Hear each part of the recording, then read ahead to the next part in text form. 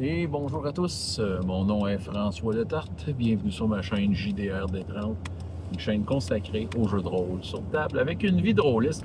Un sujet un peu en retard sur les nouvelles, mais ça arrive une fois de temps en temps que j'amène des sujets de même, parlant, tu sais, dans le fond, en lien avec le décès d'un des pionniers du jeu de rôle. Ce qui m'a inspiré à la vidéo, c'est que j'ai vu une vidéo dans ma playlist. Hey, ça fait longtemps que je n'ai pas écouté des vidéos de jeux de rôle, je vais vous avouer. Là. Je suis en train d'écouter des vidéos qui datent début janvier. Là. Puis il y a quelqu'un qui m'a parlé de Tim Kask.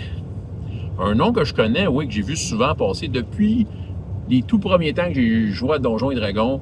Ben, tu sais, il y a des noms qui reviennent. Tu sais, Jim Ward, Gary Gygax, évidemment. Puis, tu sais, Tim Kask faisait partie de l'un d'entre eux. Et j'ai le goût de vous en parler parce que il est lié avec le jeu de rôle beaucoup plus que vous pensez parce que, OK, oui, je connais son nom, ben, j'étais du genre à lire les qui a fait quoi.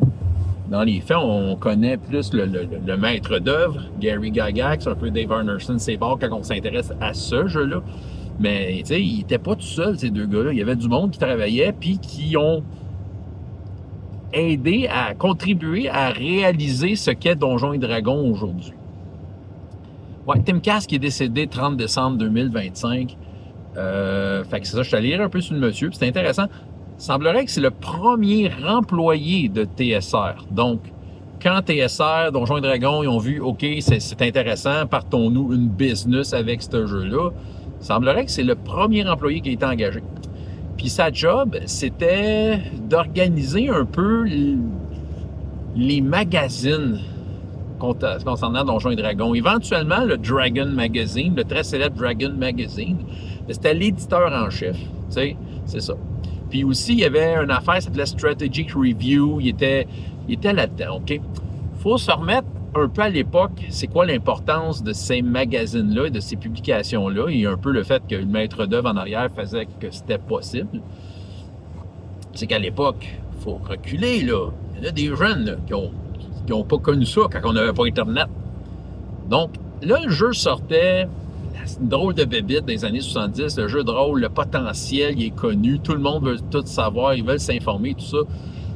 Fait que la seule façon qu'il y avait de s'informer, c'était de s'abonner à ces revues-là qui publiaient des articles, qui recevaient les questions, puis les éditeurs ou des auteurs du jeu y répondaient. Il y avait un certain échange, il y avait quelque chose par rapport à un désir d'informer la communauté sur les mises à jour, sur des clarifications, sur toutes sortes d'affaires, en fait, qu'on fait aujourd'hui de façon très naturelle en allant sur des forums, des groupes, Facebook, Discord, peu importe. C'est ça, on a accès très, très facilement à ce genre d'informations-là. Il faut se mettre à l'époque.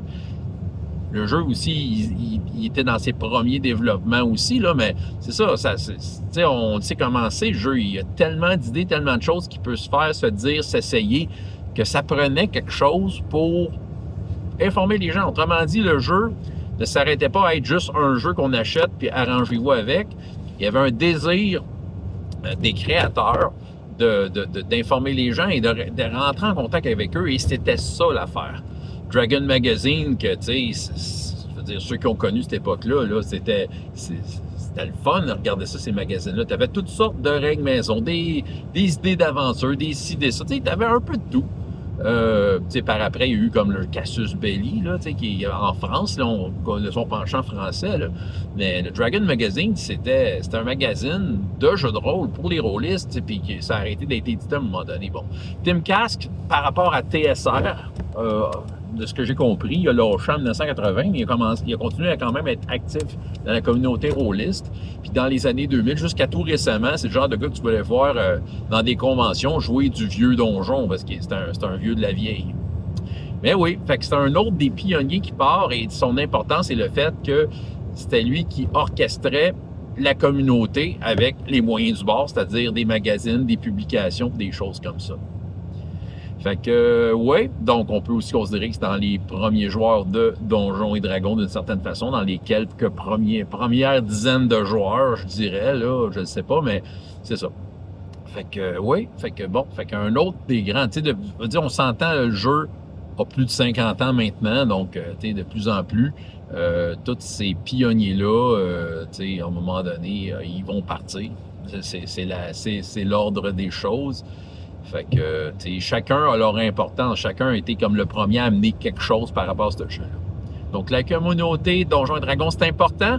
Ben, le premier qui l'a fait, il nous a quittés le 30 décembre 2025. Donc, chapeau à Tim Kask et tout le travail qu'il a fait pour paver la voie vers de belles communautés drôlistes. François Letarte, JDR des 30, et jusqu'à la prochaine fois, ayez autant de plaisir dans la vie que dans les jeux. Au revoir.